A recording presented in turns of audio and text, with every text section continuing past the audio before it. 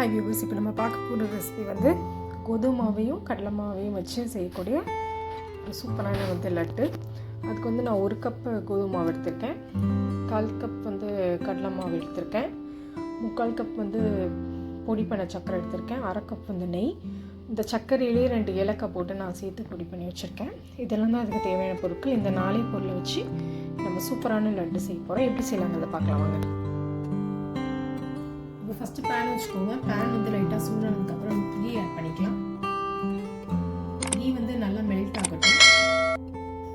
இப்போ நெய் வந்து உருகிடுச்சு. இப்போ நம்ம கோதுமை மாவு சேர்த்துக்கலாம். ஸ்டவ் வந்து சிம்லேயே இருக்கட்டும்.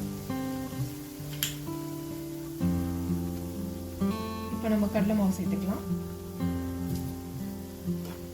சேர்த்துட்டு நல்லா மிக்ஸ் பண்ணிகிட்டே இருங்க.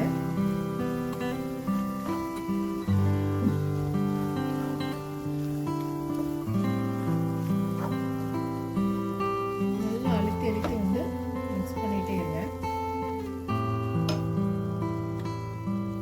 பாருங்க, நான் நல்லா அழுத்தி அழுத்தி விட்டு நல்லா ஃப்ரை பண்ணியிருக்கேன். இதை வந்து சிம்லேயே வச்சு கோதுமை மாவு கடலை மாவோட கலர் வந்து சேஞ்ச் ஆகும். கரிஞ்சிட வேணாம். லைட்டாக அழுத்தி அழுத்தி விட்டு இப்படி நல்லா வந்து கிண்டிக்கிட்டே இருந்தால் அதோட கலர் வந்து சேஞ்ச் ஆகும்.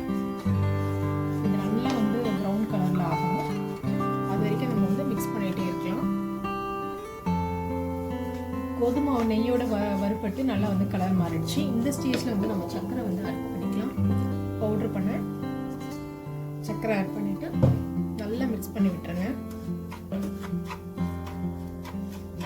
நல்லா வந்து எல்லாத்தையும் வந்து மிக்ஸ் பண்ணி விட்டுறேன். இப்போ நான் ஒரு 1/2 ஸ்பூன் வந்து நெய் ஆட் பண்ணிக்கிறேன். சும்மா மேலாட்டும்.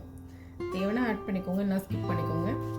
இதை ஆட் பண்ணிவிட்டு லைட்டாக நம்ம வந்து மிக்ஸ் பண்ணிக்கலாம். நல்லா மிக்ஸ் ஆனதுக்கப்புறம் ஒரு 5 மினிட்ஸ் கழிச்சு நம்ம ஸ்டவ்வை வந்து ஆஃப் பண்ணிடலாம். சூடு ஆறுனதுக்கப்புறம் லைட்டாக வெதுன்னு இருக்கும்போது நம்ம லட்டு பிடிக்க ஆரம்பிச்சிடலாம். இப்போ 5 மினிட்ஸ் ஆயிடுச்சு. பாருங்கள், இதோட கலர் வந்து நல்லா சேஞ்ச் ஆகிருக்கு. இப்போ வந்து நம்ம ஸ்டவ்வை வந்து ஆஃப் பண்ணிடலாம். இது சூடு ஆறினதுக்கப்புறம் நம்ம லட்டு பிடிக்க ஆரம்பிச்சிடலாம். இப்போ பாருங்கள், சூடு வந்து லைட்டாக ஆறிடுச்சு. இந்த ஸ்டேஜில் வந்து நம்ம கொஞ்சம் கொஞ்சமாக இப்படி வச்சு நமக்கு பிடிச்ச ஷேப்பில் வந்து லட்டு பிடிக்க ஆரம்பிச்சிடலாம். வெடிப்பு இல்லாமல் வந்து பிடிச்சி வச்சிடலாம். இங்கே பாருங்கள், நான் வந்து எல்லா லட்டையும் வந்து லட்டு பிடிச்சி வச்சுட்டேன். இது ரொம்ப ஈஸியாகவும் செஞ்சிடலாம். இது ரொம்ப ஹெல்த்தியும் கூட. குழந்தைங்களுக்கு ஸ்நாக்ஸாகவும் செஞ்சு கொடுக்கலாம். நீங்களும் உங்கள் வீட்டில் இந்த ரெசிபி ட்ரை பண்ணி பாருங்கள். உங்களுக்கு